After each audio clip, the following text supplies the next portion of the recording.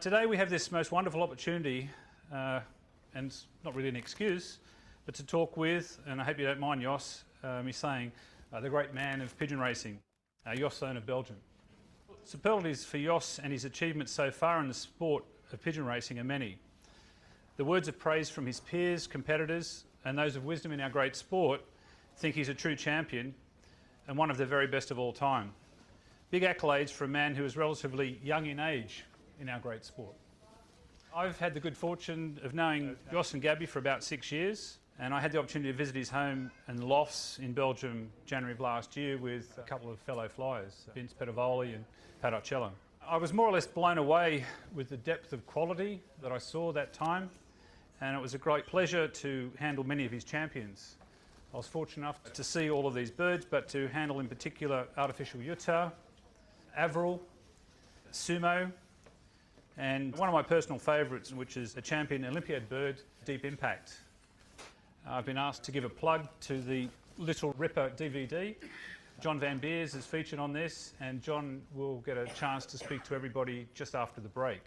Jhos, so far, and I say so far because he's relatively young in pigeon racing terms, is 4 times world champion, 5 times Golden Doof. What does that mean? He's the #1 pigeon flyer in Belgium, and there's over 35,000 pigeon flyers in Belgium. He's won 6 nationals, and he's won 2 internationals, and that's just some of the highlights. I went into the website and copied and pasted his highlights into a Word document to come here today. Didn't check how many pages, and I got 16 pages printed out. I'm not going to bore you with all that, but again, if you want to go on the website and have a look, it just gives you some insight into Jhos, his methods, and some of the things we'll talk about today. I had the good fortune of having Jhos and Gabby over to my place for an Aussie barbecue, and that's about the only thing I got right. So anyway, Jhos, could you come over and we'll get the show on the road? Thank you.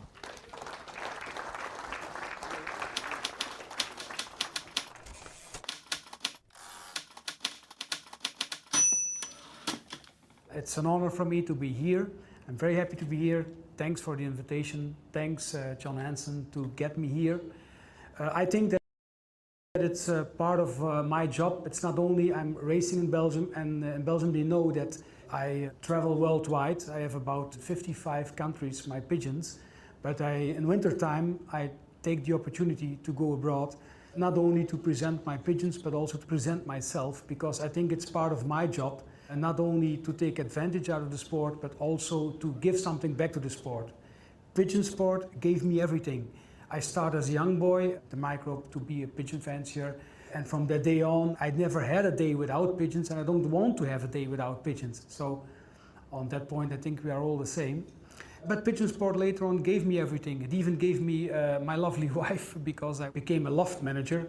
To tell that little story, how it started, I was just a pigeon fancier at my parents' house, because my parents are coming from these Belgian roots. Remember that just after the war, we had about 230,000 pigeon flyers in Belgium. So pigeon sport was the sport #1. It isn't anymore, but it's still famous. And maybe it's interesting to say later on why it's still famous. On each street you could find a pigeon flyer. Then later on, in the year 78, I became a loft manager at that time the most famous pigeon flyer, and that was Thomas Peters. It became later on my father-in-law, father of my wife, Gabby. I was there for 15 years a loft manager, scrapping the lofts and learning everything about the pigeon sport. I had also the luck that Gabby's brother is the famous pigeon vet Norbert Peters. At my parents' place, I learned to be a pigeon fancier, to spend all your time on a pigeon loft, to be with pigeons, and to love the pigeon. But at Gabby's parents' place, I learned that, it's not only the pigeon, it's more. It's a good loft, it's a good management, and it's always searching for the good pigeon. So I was there 15 years loft manager, and I think I can say that they were famous when I came there, but after 15 years, also there, we won everything. And then in the year 91, I started on my own in my loft, and of course, people are saying, yeah, but you were so young and you were winning. I also used to work shortly in the coal mines. After 25 years, you are retired. And I always tell them, I am more than 25 years a pigeon flyer, so I should be retired already. So it's normally that after spending so much time with pigeons that you should be good. So in the year 91 I started on my own and immediately I had top results. But of course what I did, I made, my opinion, a super loft. No one created a loft like that at that time. It was a new idea. You can see it in the book that is going around here, the basic loft that I built. I made that loft based on what I learned at my parents' place, the experience I had at my father-in-law's place by cleaning, for example, every day so many lofts. So I used these grills on the floor. I used automatic belt system in the boxes where the pigeons were in. I made my loft with aviaries on the backside because in Europe they are racing the widowhood system. I had to grab every weekend hundreds of hens to bring them with the cocks. So based on that, I created another kind of loft. I knew you need good pigeons, and I learned a lot from my brother-in-law, the vet, my father-in-law who used to be also in animals and birds, chickens, he knew a lot about that. So with that experience, I started in 91 on my own. And I think that was normal that I immediately had good results. From 91 until now, I'm still racing at that same place in As. Just a little bit of the background from how I got into it.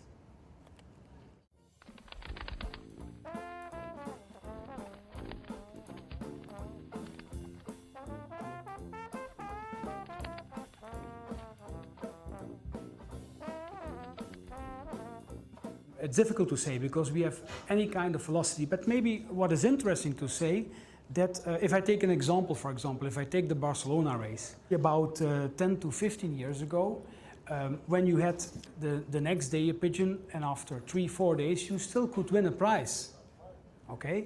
When now these days, doesn't matter if it's backwind or headwind or whatever, if the next day between 11 and 1 o'clock all the money is gone, so everything becomes faster. We still have races where we have speed velocity below 1000 meter, I'm talking about meters a minute, and we have also velocities above 2000, but races are faster and pigeons are coming faster back from the races.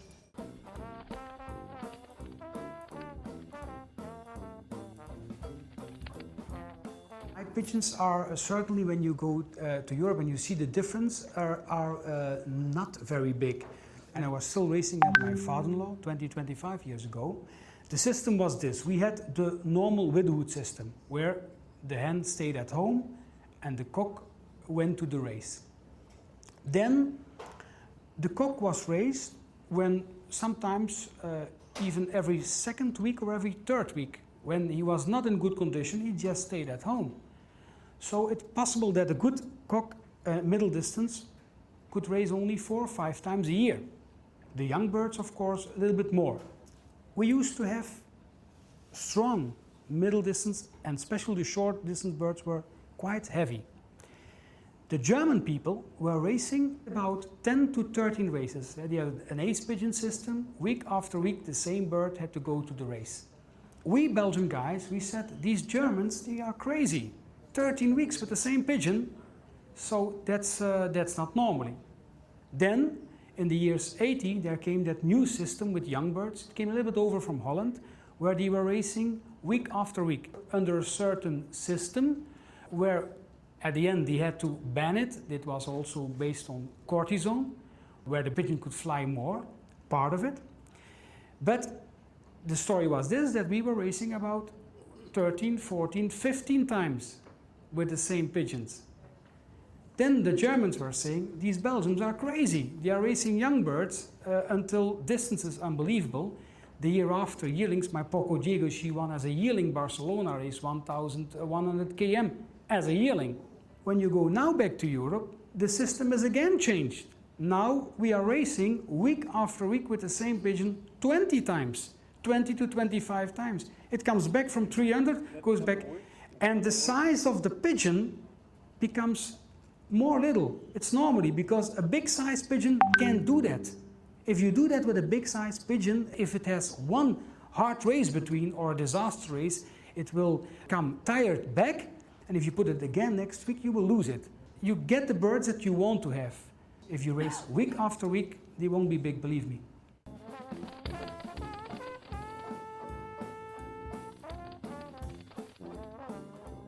The races every week, 25 times. Same point? No, going from 100 to 700, 800, coming back again 500, week after week. Believe me, it's your system is hard, but it's really hard, really hard. So Ian, I can share with you that the season is very similar to it is in Australia. It's the same time of year, more or less starting the middle of April through to mid-late September. So with old birds and then young birds.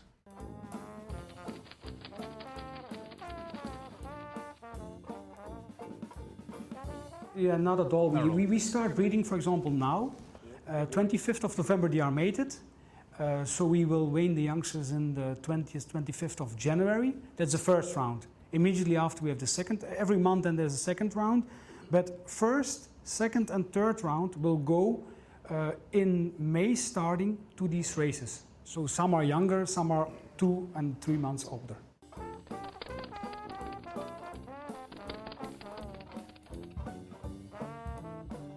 Yeah, we have the same always from France. So the average velocity would be 1,300 metres per minute? Yes, I would say 1,300. Yes. Yeah.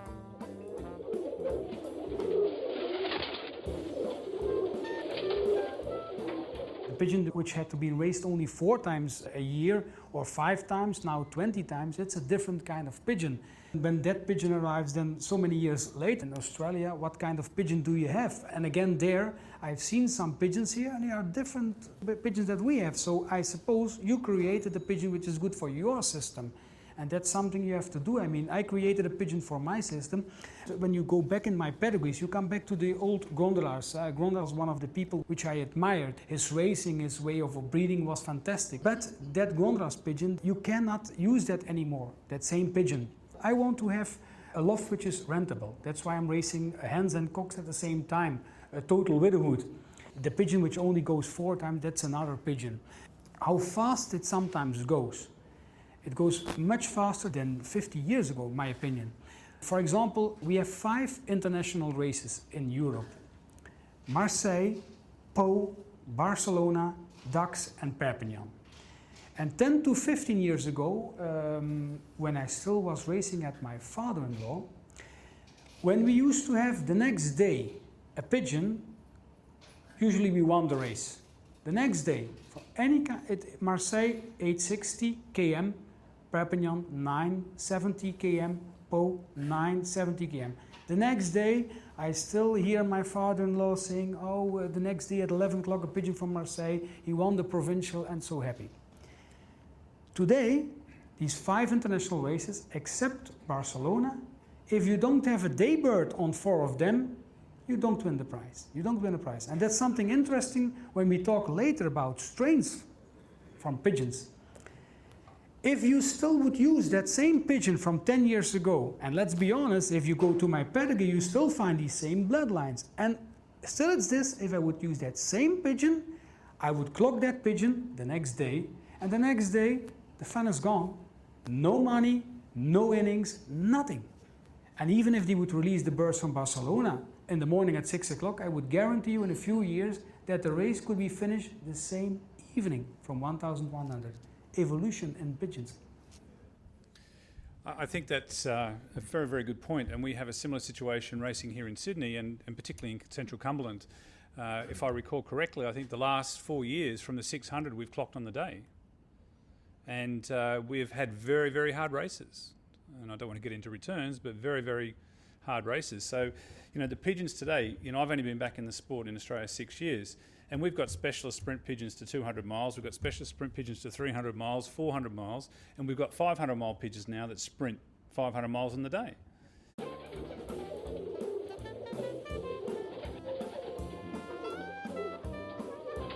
It's not only the evolution of strain, it's the evolution of everything, how you keep them, the health way. 10, 15 years ago, you could send the bird to Barcelona, still having canker or coccidian, but that's not these days anymore. When you put a pigeon in a race, it's super healthy. Okay, we will probably come back later to the point where we all have more losses. I hear it also now in Australia, more losses, we have it in Europe.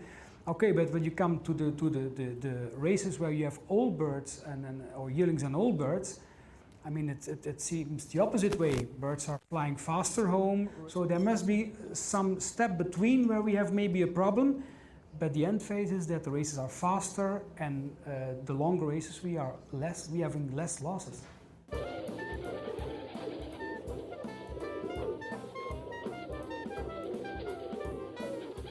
It is the combination. It is the combination. The bird will return better when it's more healthier. But like I said, the same pigeon which I had 10 years, if you would use that today, it could be part faster by having a better treatment. But 10 to 15 years ago, they also had very good treatments. Very good. Do not forget, in these days, it was possible that you could use cortisone drugs on birds, which made them fly easier, and still the next day they returned. So on that point, health-wise, they were also healthy. I think it has to do with faster birds. And here, probably as well, you have created pigeons which have to come back the same day. It has to go better and better.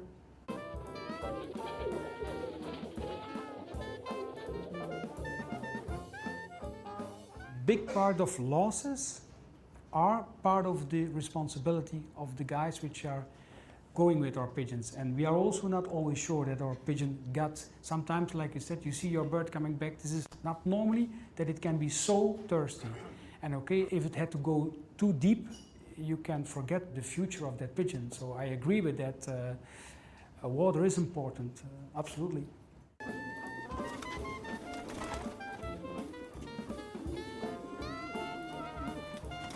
don't know what kind of trailer that you are using, but it is a very strange story. To tell it shortly, we have in our province, we have trailers. 30 years ago we bought these, and when we bought these are the first ones, aluminium trailers with watering and a nice corridor inside.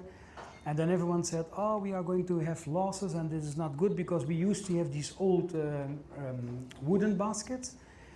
And it's unbelievable now, 30 years after, we are still using them. It's not automatically watering, it's maybe a little bit behind, but I say for that part of point, I would say responsibility is for me the most important thing. If the guy who goes there with and who's responsible and doesn't give them water when the thing is there, if the guy has to release the pigeons and he releases them in bad weather, okay, good. And I often say to them, I never put the responsibility on someone else.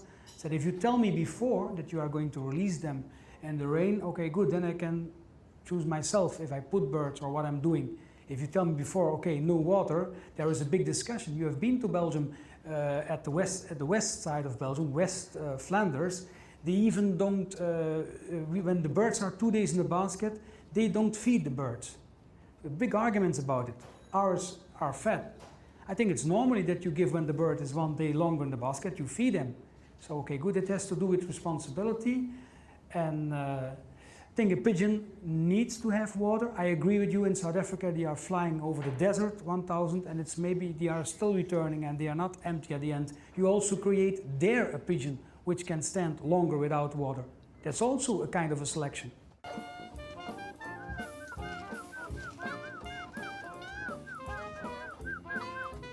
I think that every pigeon is, my opinion, ready for widowhood. I think that every pigeon would like to fly on widowhood. Of course, one pigeon is more motivated by seeing his hen, but for example, when you have widowhood and you have a cock, the way the hen presents herself to the cock could be a reason for him to come earlier or later. There is no better motivation position as hens fighting with each other or being jealous. There is nothing, you know, it's with women, two jealous women, there's nothing better in bed, you know that.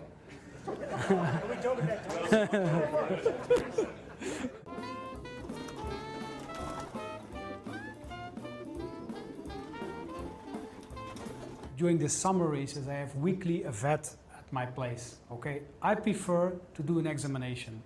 I try. I'm certainly not against medication, but when it's needed. I'm not a guy who's going to give preventive medication. 20 years ago, we were only talking about canker, coccidium, worms. These were diseased, okay, paratyphoid, good, these were diseased. And that were the biggest problems. But these days, I mean, that's something I would say easy. You can do preventive curing, you cure them for canker, and you even can cure them for coccidium. You have big differences now, not in these days, but now between vets. My personal system is this: I like to have the vet looking at my birds. disease like the normal respiratory, whatever, I see that. But what I do is, before breathing, for example, I do a swab test. And I send the test to the university to go for a further examination, bacteriological examination. And the test comes back and it gives some very interesting information. It gives you, okay, this disease is on your bird.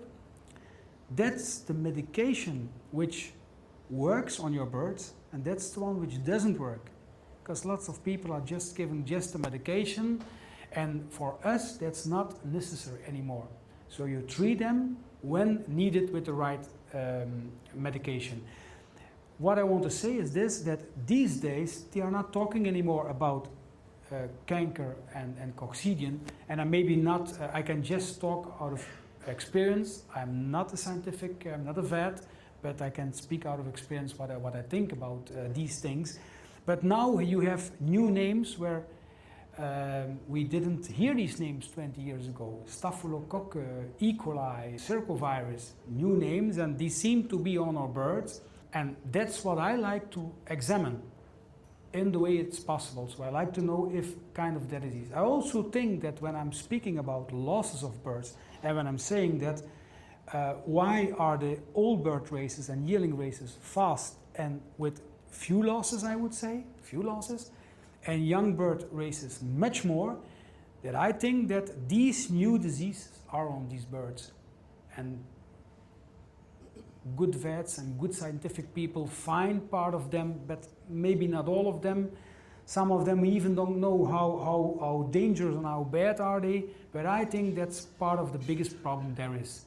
So I try to do in my system to find as quick as possible any of that kind of disease.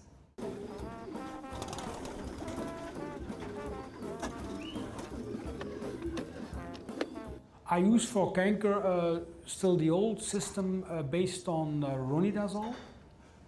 During racing season I once changed with a product based on Emtril.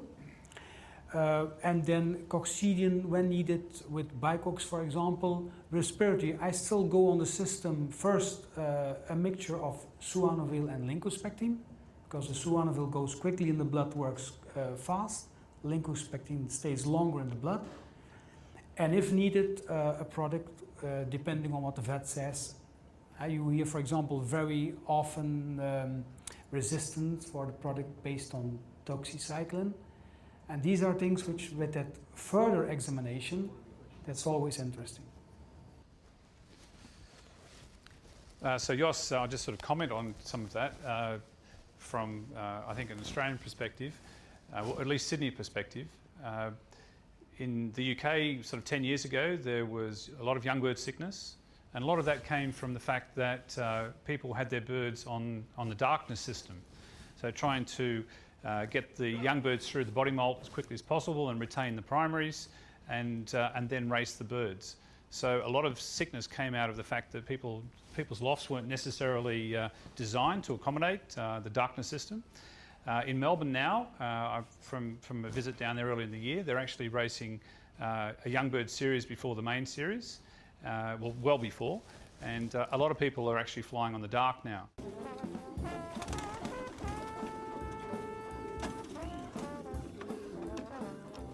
Like Stephen is saying, when the first losses came, yes it was, and they are still looking for that reason, and part of them are saying it has to do with the darkening system, it has to do with, I think it has to do with all with the combination. Where do these sicknesses come from? Again, I'm speaking about 20, 30 years ago, we were not sending pigeons so easy from left to right, from Belgium to South Africa, from Belgium to England, worldwide. So part of the disease are brought away by sending birds from left to right. Okay, the part of the darkening system, maybe we have to go back to the years 80 where they were using cortisone products on birds. And I think that has a little bit to do with that, where birds became weaker, more easier having these new disease on them. But I already told it a few times here. 10 years ago when I came here, I was amazed because I was one of the first which had knowledge about, you are speaking about circovirus, these new names, which most of fans never hear them. And here in Australia, you were already talking, you had already books about it, so you knew about it here. 10 years ago, some people knew about it and started finding solutions for that. And it took a long time. And I think now in Europe, at that time maybe only 1 vet on 10 knew where the problem was coming from, knew what to do. Some were testing with mixtures of medication. But you can feel now, when now to Europe, now there are more vets now which are thinking further, say, okay, we have to try to build up resistance, and they are more focused now. They do a further examination and focus more, oh, that's the disease, we have to cure with this. So I think there is a spotlight coming, it's going to become better. We are going to get rid of most of the diseases. And the darkening system, that was not the basic reason of that problem.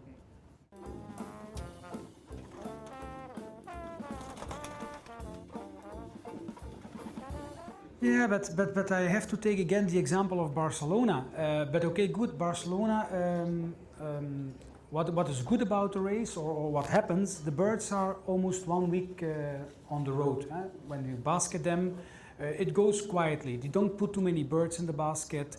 For every trailer, they have a manager who gives them water, who feeds them. We pay more for that, but I must say they are treated very well. And that could be the reason afterwards why they are coming back better. At the end, when they arrive in Barcelona, then they are relaxed. I mean, they are in the basket for a week. But I must say, when they release them there, it's always between 30 and 40 degrees, so very hot, and they don't release them too early because then they are so in a race like Barcelona, a bird can have 5 different kind of weathers. It starts with, it's released with hot weather, it has to cross the mountains, and believe me, they don't fly directly. When I speak about Barcelona, 1,100 km, you have to add at least 200 km. That's what the pigeon flies. And then it takes, for example, the Rhone Valley or the seaside. And if it takes the Rhone Valley, it can have these mistral winds where it goes almost down on the ground. And then the next step can be, it can have rain in Germany, and it can have the next day in the morning fog, that it can even see anything. So we have all kind of weather. So.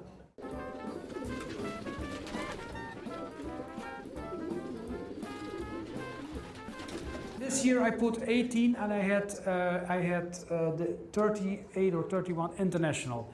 And when I wanted international, I put from my loft about 14. I had 9 and 14 international. And in my other loft, I had 10 in the first 100 international, starting with the first prize. We put about 90 there.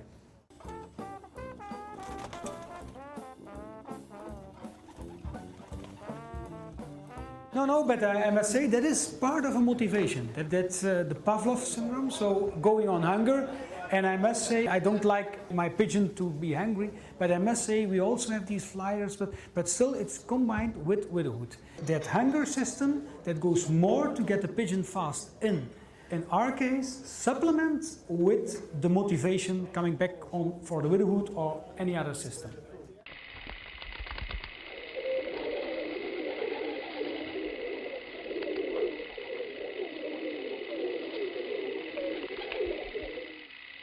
But I found with pigeons coming from all over Australia, it's very, very hard to get them to fly the roof well. In my case, in my loft, because they're all basically the same, it's easy to get them to work the roof well.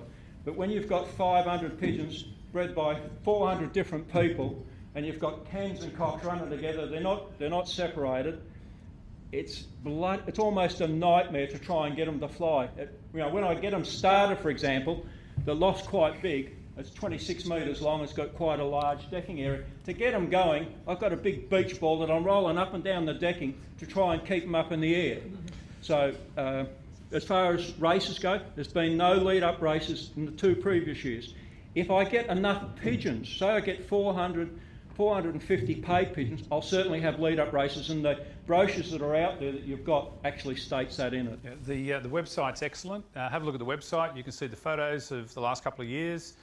The format is in the details of on the website. I've been fortunate enough to be there the last couple of years. I was there to witness Laurie, one of the most excited blokes I've ever seen at that particular time. I thought I was a nervous Nancy when it comes to race day, but no one's like John Van Beers. You are the most nervous guy I think I've ever seen on race day. So it's a great event, and if you want to go in it, syndicate even. I mean, a syndicate concept is a really good idea. Talk to John afterwards and see how we go. Thanks, John. Yeah. Thanks, Josh. Yeah. Maybe just some little to add to John. A reason why this is the first time I met John, but the one loft races, that's maybe good that I have to say that. I'm the guy I like to race personal with my pigeons, but I like to join the one loft races for two reasons. Of course, first of all, I always want to win, get the money. And second, it is that I think it's one of our responsibilities in pigeon sport. I mean, it's the best way to promote pigeon sport because, I mean, you know, there are events like in Mira. There's not big money in Portugal to win, but it's a real day event. Families are coming there, having a nice dinner there, just to show that we are joining a fantastic sport, pigeon sport. And that's the reason why I personally like to join all these races. But I would like to get also some money out of Australia. I don't know why you're so worried, man. I mean, you can be proud. I mean, John Hansen was the first guy who gave 75,000 euro for a pigeon. Don't forget that. I mean, people are saying, oh man, you need to have someone. You are the guy who are promoting the sport by having a one loft race. But John Hansen was the man. He didn't have to do that. There was no reason to do that. But he did it. And I think you can be proud on that.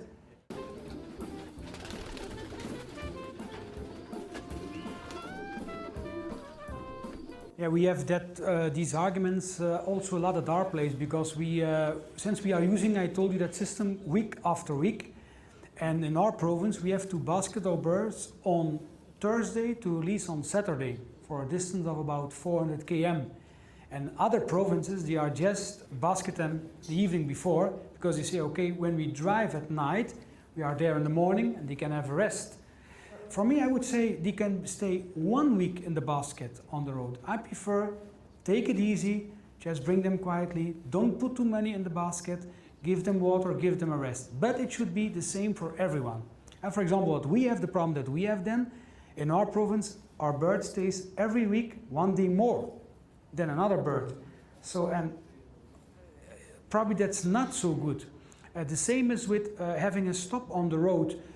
Going to the release point, okay, also depending on the weather. If the weather is hot, okay, just stop one time more. Give them some air, give them some more water. These are all with responsibility. What we have, for example, in our trailers, when the temperature becomes above 30 degrees, the two top baskets are not used. They needed to have more air in the trailer. So these things, I mean, I think when you give the responsibility to a guy who's racing well and who has his own birds in that race, he will take the right decision about that.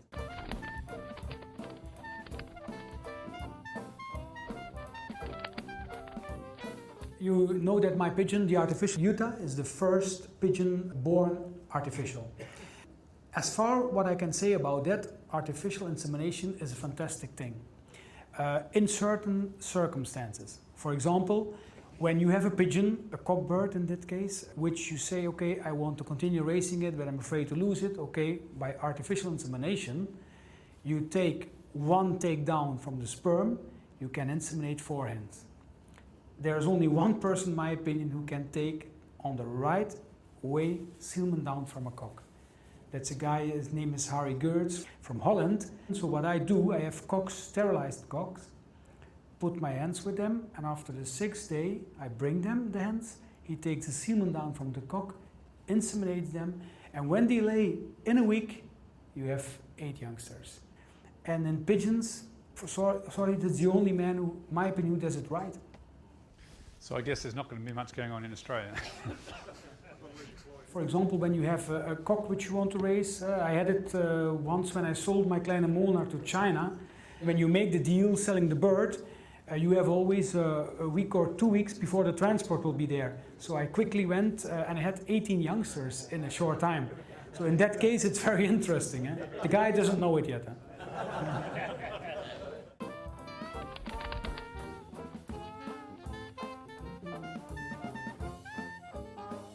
Once in a while you have an older cock and you put him in the stock loft and he fills for some years and then he starts having problems. And you let him out, give him some more relaxed flight and then he starts filling again.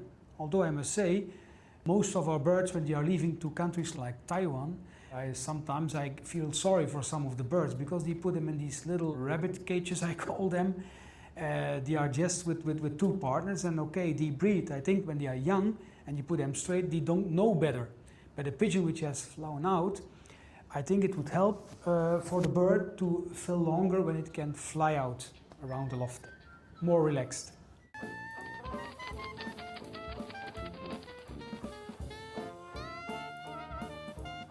My basic point is performance. That's the most important thing. I look what the bird did and what I want that the children and grandchildren of pigeons will do at my loft. I always say this, when you don't have the opportunity to buy an expensive or super bird, you have to find the bloodlines of that pigeon. In my case, I created a strain for many years now, but like I said already before, you always have to increase because with the same birds 10 years ago, like I said before, you clock the next day always better and better. But what I try to do now when I introduce a pigeon, it should be the quality like, for example, the nadir hen, the best hen from the last 10 years, a national 2, a pigeon raised by a little fancier, won 4 times the provincial, 2 times the national. Last year I got Kleine Figo, the pigeon which gave the best twin in the world. One child, first prize from 120,000 birds, another child, Olympiad pigeon. So for my personal loft, I try to go for the best from the best. And then I'm coming back to that point from years ago. 10 years ago, you clock the next day for that race. And I always think that you have to look for better and better because that is something that you have to bring into your bloodline. If you find a pigeon like national 2, 4 times of provincial, 2 times a national, that is maybe something which is maybe better than myself. A hen which won 2 times first international like Ladira, sorry, I didn't have it. I have super birds, I didn't have it. So try to get one and bring that inside. And that is probably the reason why we now have in Euro birds which are coming the same day from 900 km.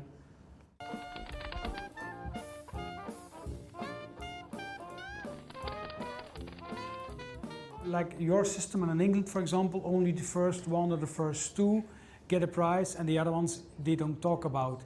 I am a guy who is only interested in winning, so I don't mind if they don't speak anymore about the other 20%. But to keep the sport up, it's maybe not bad to create a system that we have 25%, because that might keep some people happy and saying, hey, listen, my bird was still in that list. Which is maybe not as good as that which is also getting out of hand. That's of course, if some people putting 100 birds in the race and the other only 5 or 10, that's not. In that case, it's maybe better that you only speak from the winning bird. Eh?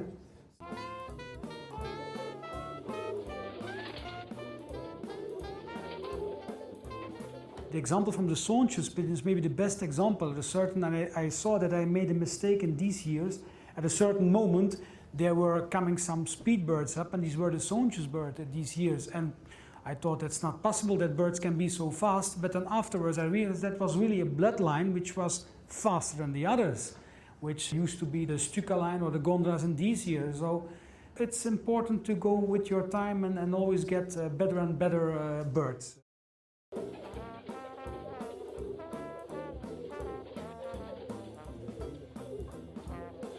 Pigeon, loft and management. Okay, pigeon loft management. Any more on that? Oh, of course, I mean, it is of course the fancier who is clever enough to bring these points there, but the loft has to be perfect, the pigeon and the management. The last point you can say the fancier. Why is one fancier better than the other? Because that's the guy who keeps these points under control. So you need to try and get all 3 in harmony to get, success.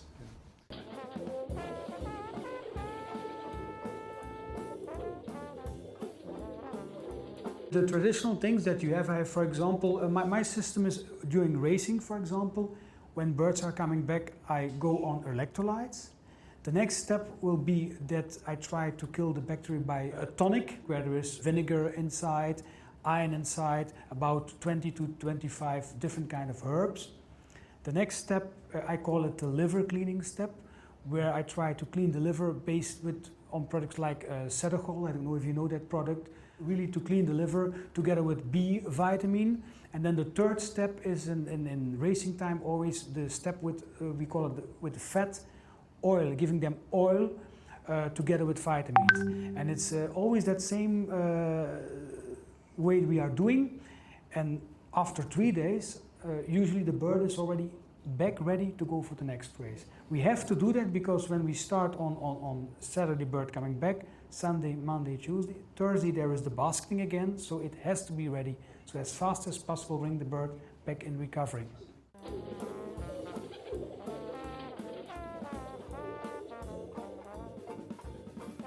If you think about coming back to these 20-25 years ago, where a race from 6:56, for example, when I take Limoges, could take half a day. That same race, now, in half an hour, it's finished. So, when you look at these days before, birds were released and must have gone more slowly home, must have been separated quicker. Because that's when you have birds every half an hour, that means that they are coming one by one. When the race is finished in 20 minutes, that means that the group stays together.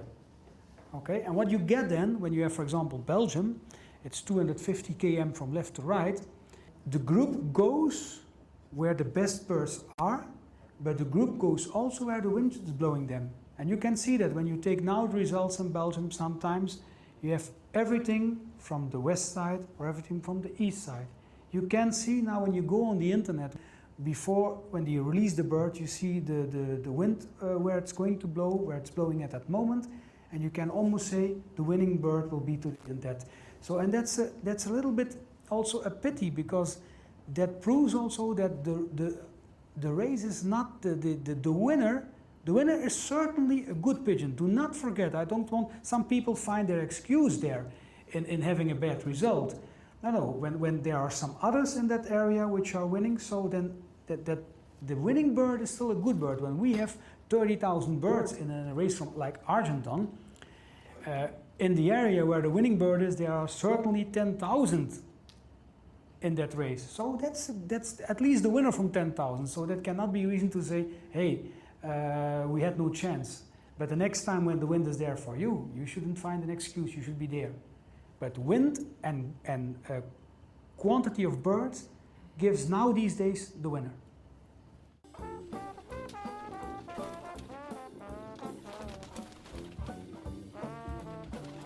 Northeast, northeast. So when there is west wind, I have a good position. When there is east wind, I have a very bad position.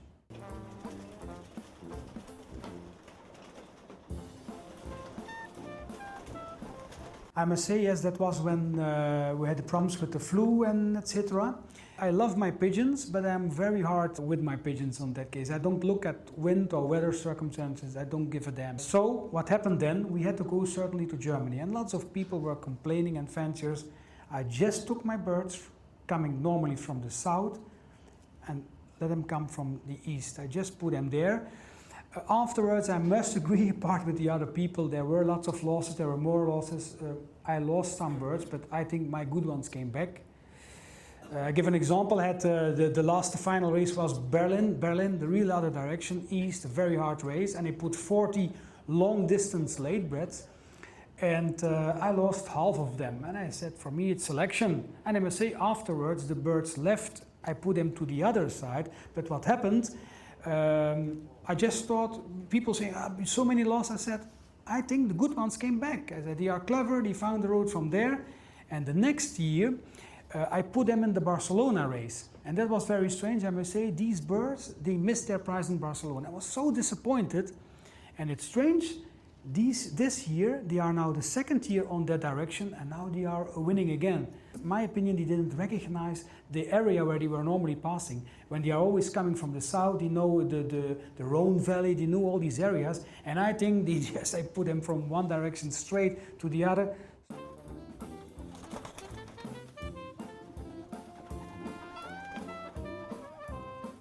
certainly. I'm sure about that. Pigeon comes back by instinct, by direction, but also by recognition of the area where it's passing. I'm sure about that. That's what I learned out of that situation in that year.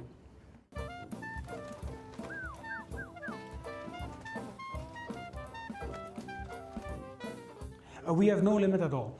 But maybe coming back to maybe a solution, coming back to that direction. So I'm 100% sure that if you bring the bird always to the same direction, that would give less losses.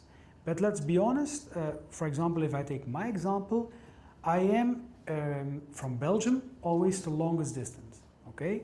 When I was from Germany, from the east, I had the first position. So I have always that same position. But the solution would be for the limit maybe, and for that problem from direction. Why not racing in more directions? I would love to do that. So then you can go with groups of birds, always pigeons from the south, and you can go on a limit. Bring, for example, a limit of 10, then to the east, then to the south. For me, I would say 4 directions. But then you go with the same bird to the same direction, and then the winner would be maybe the real winner. Good from all directions, that should be the winner. It's maybe a solution.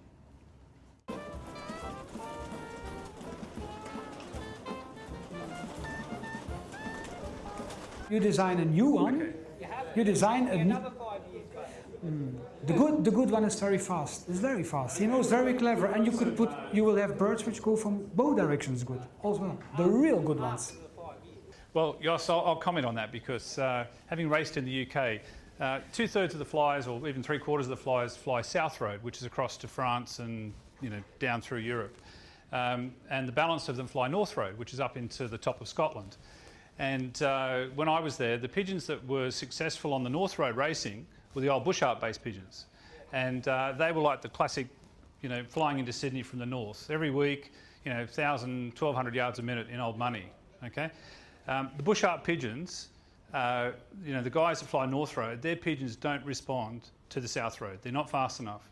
They can't fly with the wind on their shoulder, and they're just far too slow.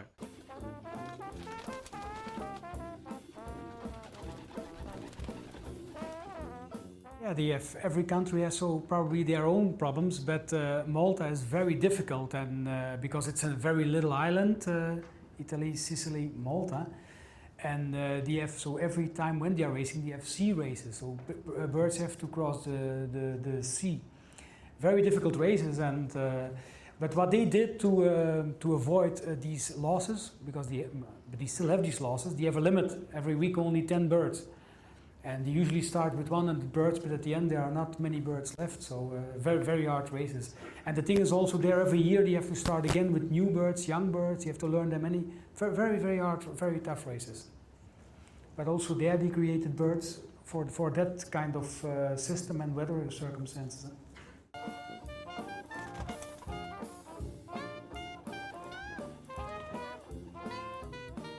These things are also changing. We used to have birds which went 4, 5, 6 years, but since everything goes faster, everything becomes harder. You really need a fast pigeon, a young pigeon, and we usually don't raise them so long. Only on the Barcelona race, they have sometimes birds from 5. But my Olympic pigeon Avril, she was from the year 03, for example. She was ace pigeon 03, 04, 05, 06, and Olympiad 07. So sometimes you have examples which can go a little bit longer, yeah. But usually not so long anymore, a few years, only the long distance longer, yeah. So Jhos, I guess an insight on that here in racing in Australia is that with the peregrine problem that we have, for a pigeon to get to 4 or 5 years of age, it would be known as lucky. Yeah.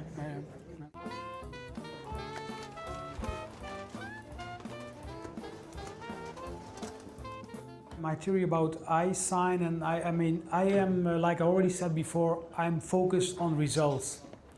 And I think I can say I'm more than 40 years pigeon fanciers, and I met so many guys all over the years, so many champions all over the year. And one thing I can say, every time when I got someone at my loft, either looking at the string, feather under the wing, or the ventilation there, or the eye like that, every time when I saw this guy, he was doing well, some years after, he was not racing good anymore. I think that wing is important and I think that an eye is important, but if you focus too much on that, you forget one thing, and that thing is that your bird has to come back as fast as possible. And I don't think that you can see that in that character that pigeon should have, and that's something that you can't see in a bird. If you give me 5 pigeons, brothers and sisters from each other, and they have the chance, they are completely the same, only the eye is different, I will take for breeding the bird with the most or the best eye, what I think, lots of color inside, little pupil.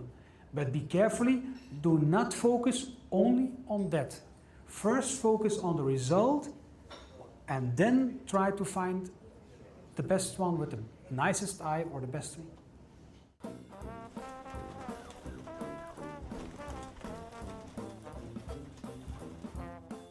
The real form, that's something that everyone knows, that it's only some weeks. It's not possible to keep your bird the whole season in form.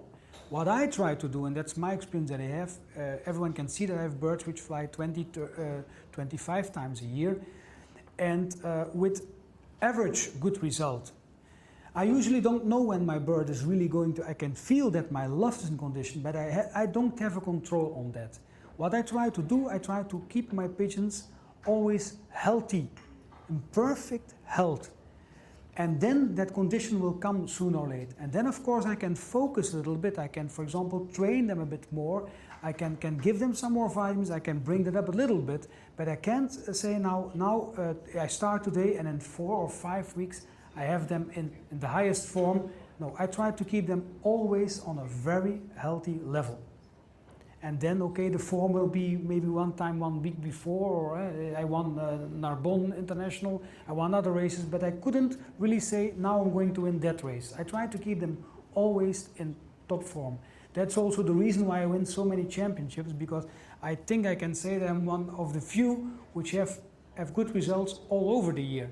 And that's because keep my team, a good team, and healthy all over the year.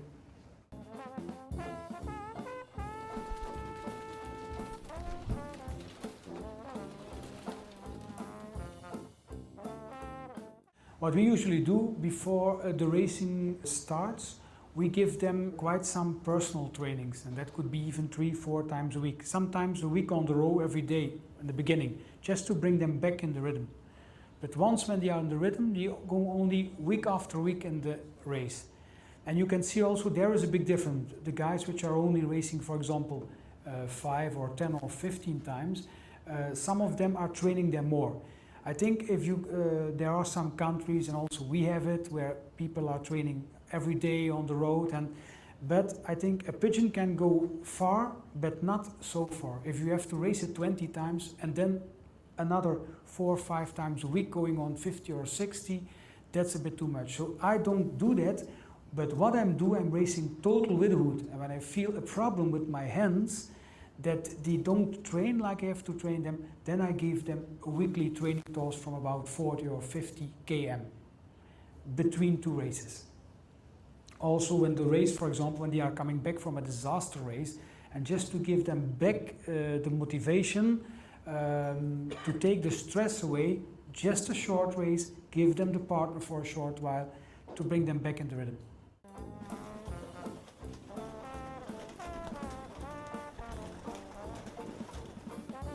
My exercising from the birds is in the morning. I start with the hens 1 hour, then the cocks 1 hour, and in the evening, opposite. Cocks, then the hens. So you're expecting your birds to do 1 hour morning and night? Yes, 2 hours a day. Okay. As well as racing every week? Okay.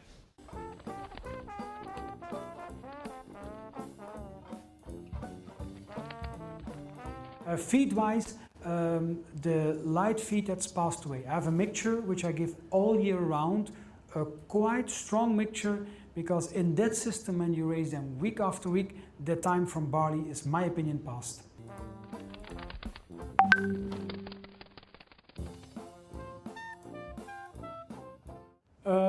little bit both maize, peas, I don't know the English, but in that book there is the composition like I'm giving it, but quite good, strong food.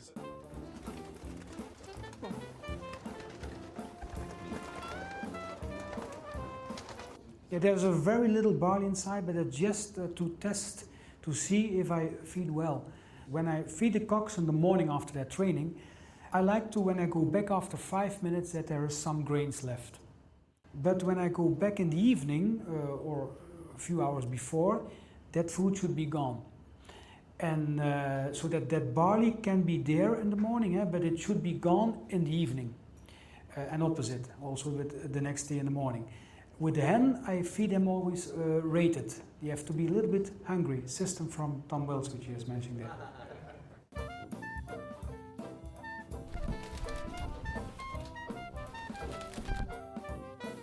Yeah, and that's something you should maybe consider. I mean, That's what I think. when my father-in-law used to race, he was always proud when he win a hard race.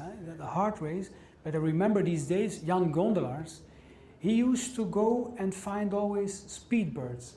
And I never forget what he said, and he was correct in that. When the race is fast, you would think, hey, that doesn't mean anything.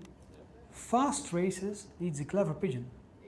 I know that because that Everell pigeon was so fast, you couldn't beat her, but she was so clever. She was out of the basket quicker than someone else.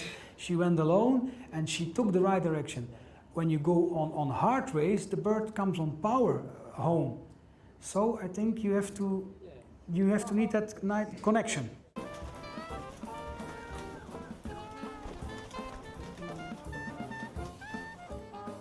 Yeah, like I said, coming back to these races 10 years ago, where these birds came the next day.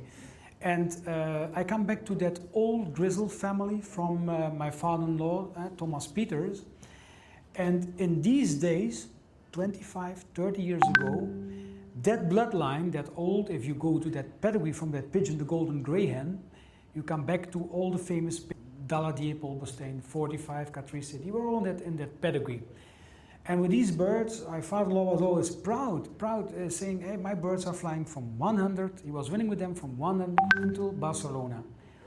But then in the years 80, that bloodline, I was loft manager at that time, these bloodlines were not fast enough anymore for middle distance and not hard enough anymore for long distance. So what we did, we brought in these bloodlines, we had to bring some Kuipers and Van de Weken bloodlines to make them harder. We created Diego Armando Barcelona, we created Poco Diego, really tough birds. For the middle distance, we bought the ace pigeon, the Superman, ace pigeon middle distance, with at that time the best coefficient ever been, with Janssen bloodline in his pedigree. So at these days we already had to change that bloodline. And now I'm speaking about 30 years ago, and like I'm saying, 10 years ago the birds were coming the next day from international, now we clock them the same day. So you always have to Não, esses caras não ligam pra raça, pra cor.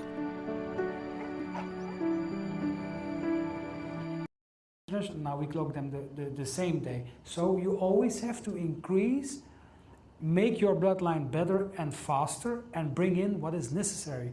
So these last years we brought in faster birds, and now we have birds which are coming back from 900 km the same day, to bring in faster birds into the hard birds.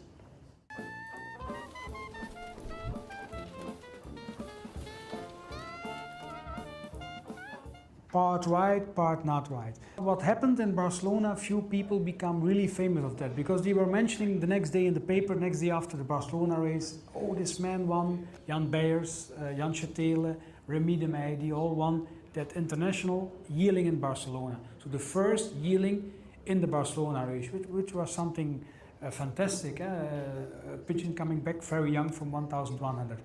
So what I did, I started in 91 when I started racing in my loft, 92 with the young birds, and in 93 I had these long distance bloodlines inside, which were quite slowly. They came back slowly as young bird. I remember that Poco Diego, she was raced in Brief, 720 km as a young bird, 2 times, but she came in the dark, she came too late, she didn't win a prize. And then I thought, okay, if these guys becoming so famous by having a first international yearling, I said I'm going to put these bad ones at that time, in Barcelona. And 93 became very hot and very unbelievable. It was 38 degrees and almost no returns. And that pigeon was the first international yearling. So in 1994, it was again, and I did it again. I put her again as an old bird, but some new bad yearlings, how I call them, bad long distance ones. I won again the first international yearling, but it was again so bloody hot that almost no birds came back. And then, of course, we had the problem with the green people. They start taking it out. So then they took out yearlings. So they don't raise them anymore. What I want to say on that subject is a pigeon in good condition and capable to fly, created for long distance, has no problem to do that. That's not the reason why we don't get birds. We have more losses in short races and middle distance when we do mistakes by releasing birds not good, putting them in the race not healthy, not watering them or whatever. That's the reason why we are losing birds, not putting them in a Barcelona race with hot weather. A pigeon can stand that. That's not a big problem.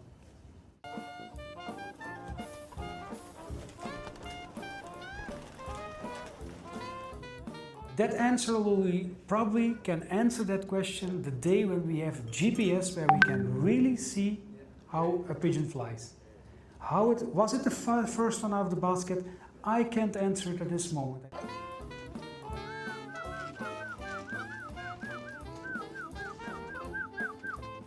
Again, to do with responsibility. Wire is good, my opinion.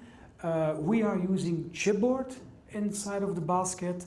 I would say even more dangerous. Wire would be better because it's cleaner, but it all depends on how you clean the basket. When our baskets are coming back, they are clean, they get new chipboard. As long as you do that... you're talking about shavings, Jhos? Shavings, shavings. Yeah, it's kind of chipboard, no? Shavings. Yeah, shavings. When you do that inside, fresh ones, okay, that's good. But when you don't clean that with really disinfecting, I think also, that's my personal meaning, maybe with the new sicknesses that we have, there are kind of products which are better disinfecting. For example, these fog systems, which create a kind of a fog in the trailer. And I would like that they do that after the release of the birds. They do that system, that all these new sicknesses like bacterial sickness are gone.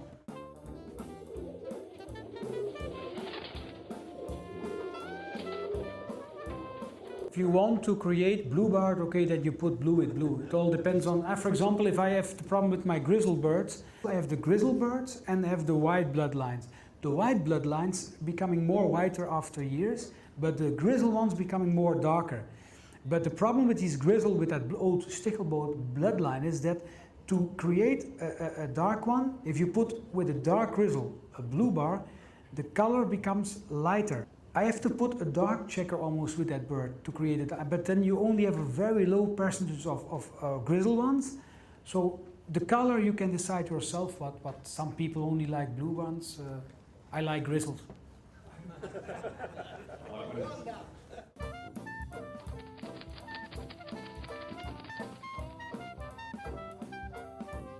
When they are too thin, you have too much dust inside. So we are using mostly the more thicker ones, which are giving less dust.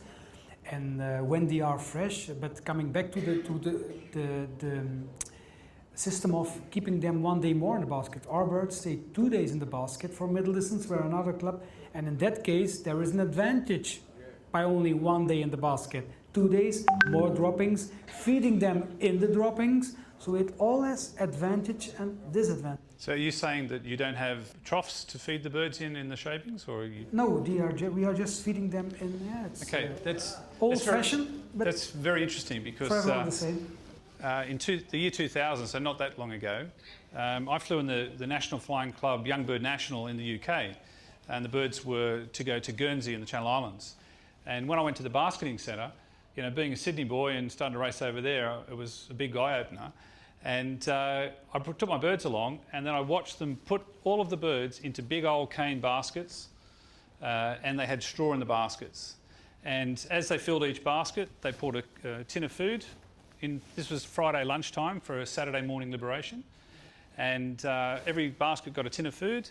They had water on the baskets, they sat in the sunshine, sat there for a couple of hours, and then the transporter came and picked them up. And the returns were exceptional, and the pigeons were just happy as Larry sitting in the straw baskets. And I thought that was Dark Ages stuff, but the pigeons were just thrilled. They were so happy sitting there, and great returns. So maybe why, I don't know.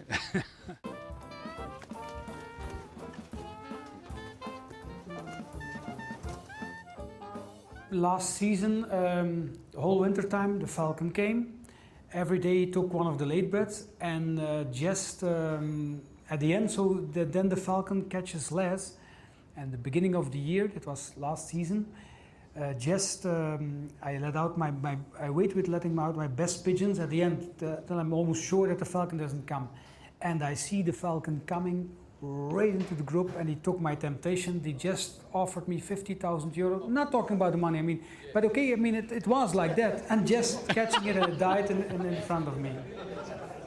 I could have spent that money to go in the race there, to put in the race there.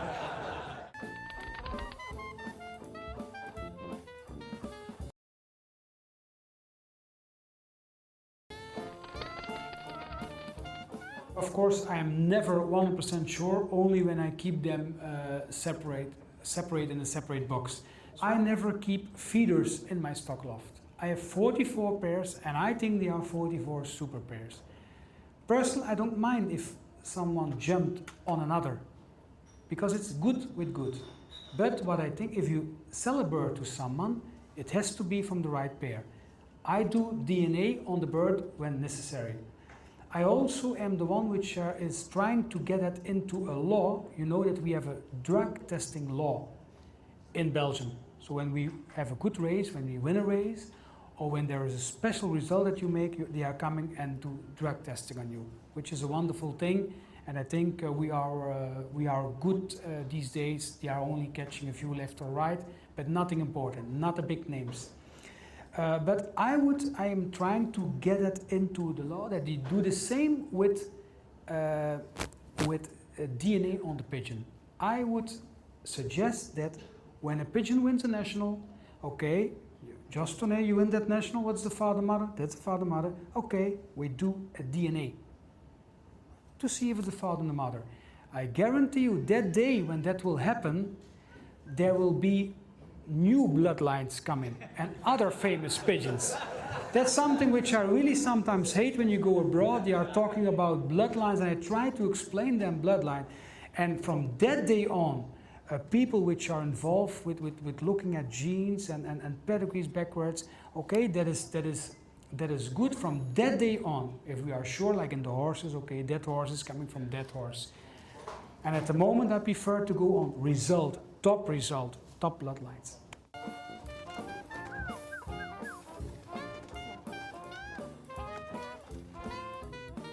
Yeah, the Chinese and the Taiwanese don't want to have too much white feathers because they are saying the white feathers are destroyed quicker than others. And the hawk, but the hawk never could catch my Avril bird. She was too fast for the hawk. I don't look at it. I want to have a good one. Color doesn't matter. Red checkers though. Red checkers is. Red checker, no problem. Okay.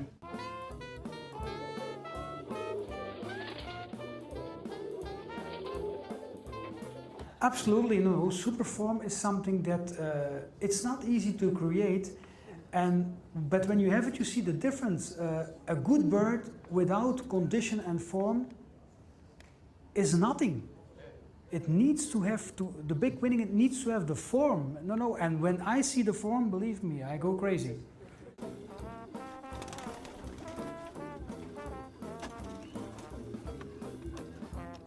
What I'm doing, I try to raise all my young birds into the nationals, and I had started with 200 and I had 71 left after the last race, Garrett 609 km. And I think for me that's good.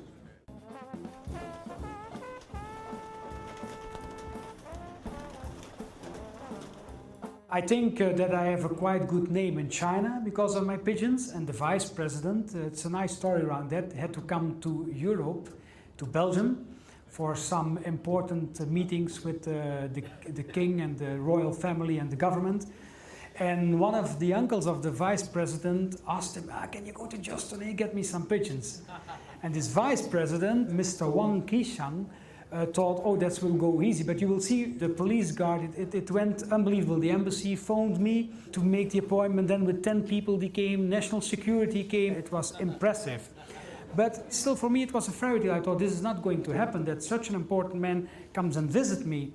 But then the day before they came, the evening before, the people from the embassy, which were in charge to arrange all these things, they phoned me. And then I thought, they are not going to come. I said, when they phoning, and they said, Jhos, we have a problem. I said, now it's going to happen, huh? They are not going to come. I prepared to clean the street, everything was clean. The mayor was waiting outside, the flowers were ready. I was really embarrassed. I said, what's going on? And he said, no, we have a problem, Jhos. I said, what? Yeah, there are 4 ministers, the 4 most important ministers from China. They wanted to come because they were telling the stories about pigeon sport, and then they came.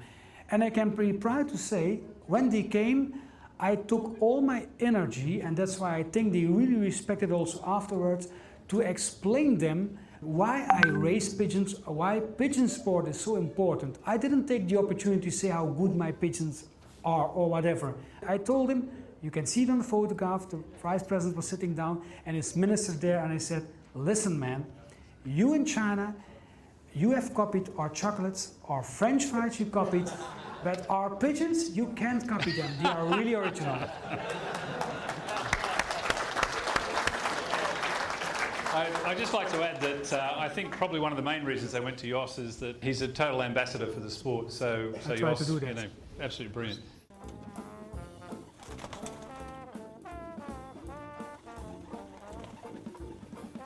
Yes, I had 3 or 4 weeks ago, I had a sale with 56 young birds. And just young birds from 2009, and that child from that Everil went 10,500 euro. It's a great price. And Prosrosen bought the one for 8,500 euro. That's correct. Yes.